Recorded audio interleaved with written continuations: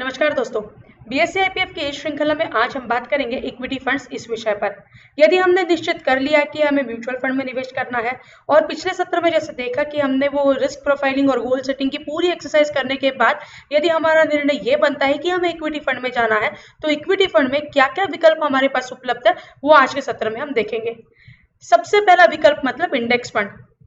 जब हम हजारों म्यूचुअल फंड की इक्विटी स्कीम्स में से तय नहीं कर पा रहे कि कौन से म्यूचुअल फंड में जाए, कौन से म्यूचुअल फंड की स्कीम में जाए, तो जितना इंडेक्स रिटर्न देगा वैसा का वैसा रिटर्न यदि हम चाहते हैं और वो दीर्घावधि में चाहते हैं तो इंडेक्स फंड एक बेहतरीन विकल्प हमारे लिए है।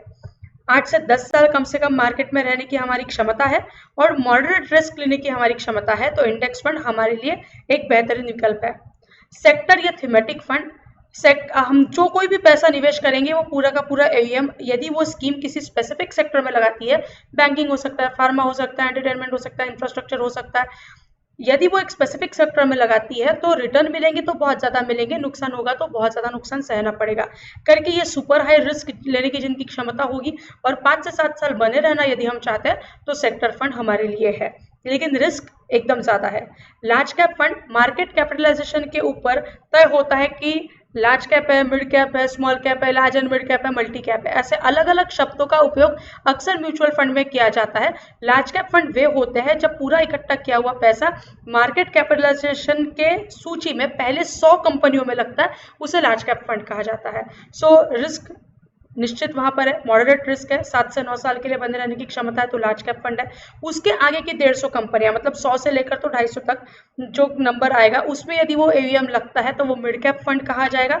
मिड कैप कंपनीज में पैसा जाएगा तो लार्ज एंड मिड कैप के कॉम्बिनेशन में पहले 250 कंपनियों में निवेश होगा तो उसे large and mid cap fund कहा जाता है। Large and mid cap fund का पैसा पहले 250 कंपनियों में लगता है। मेजरली लार्ज कैप फंड है तो 7 से 9 साल, मिड कैप और कॉम्बिनेशन है तो 5 से 7 साल। रिस्क लार्ज कैप में थोड़ी सी कम है, उससे ज्यादा मिड कैप में है और दोनों को balance large and mid cap में हमको मिलेगा।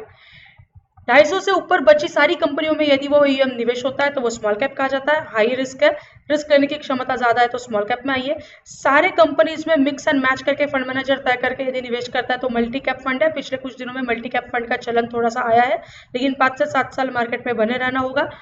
30 कंपनियों का कोई भी रेस्ट्रिक्शन लेकर फिर वो 30 कंपनियों का कोई एक स्ट्रैटेजी बनाकर फंड मैनेजर यदि निश्चित करता है और वहां पर निवेश करता है तो उसे फोकस्ड फंड कहा जाता है। ये भी रिस्क ज्यादा रहेगी इसमें, लेकिन कम से कम 5 साल बने रहिए। फोकस्ड और कॉन्ट्रा फंड वैल्यू और कॉन्ट्रा फंड कम से कम 5 साल बने रहिए, रिस्क एकदम ज्यादा है। अंडर वैल्यूड फंड में निवेश करता है value fund, high beta funds होते हैं यूजुअली, बहुतांश हम देख पा सकते हैं। और कॉन्ट्रा फंड वो होते हैं कि जो आउट ऑफ फैशन स्टॉक्स में निवेश करते हैं। अगर मार्केट बहुत ऊपर है तो कोई अलग फंड में निवेश करेंगे, मार्केट थोड़ा सा नीचे है तो कई अलग फंड में निवेश करेंगे।